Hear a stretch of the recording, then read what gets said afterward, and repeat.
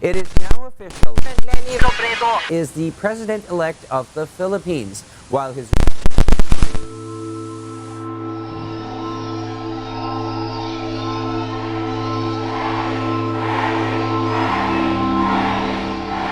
Para po sa inyo talagang sinisipagan namin.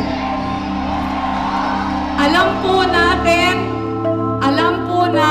na marami tayong kailangan trabahuhin, pero yung pinapakita niyong pagmamahal, yun yung nagbibigay sa amin ng lakas. Para araw-araw, gigising ng maaga, more than 18 hours magtatrabaho.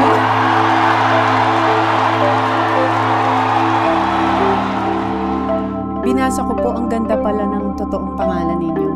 Maria Leonor Santo Tomas. alam mo. Puso ako, napakasaya ang nararamdaman ko.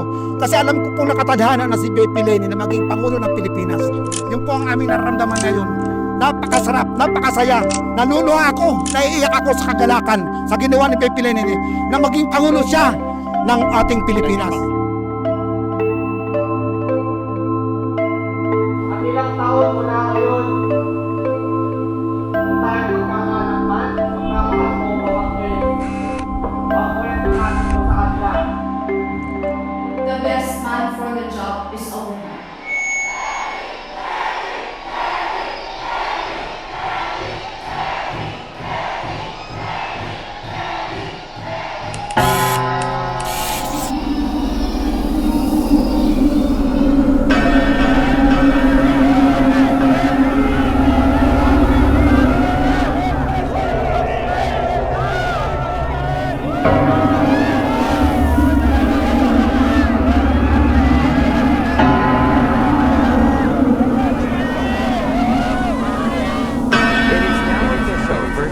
Marcos Jr. is the president-elect of the Philippines, while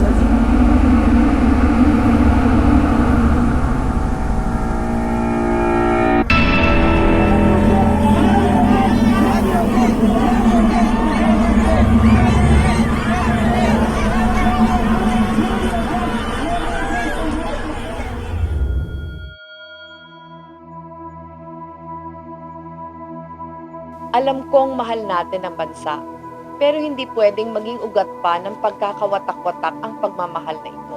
Sa ngalan ng Pilipinas na alam kong mahal na mahal rin ninyo, kailangan nating pakinggan ang tinig na ito dahil sa huli, iisa lang ang bayang pinagsasaluhan natin.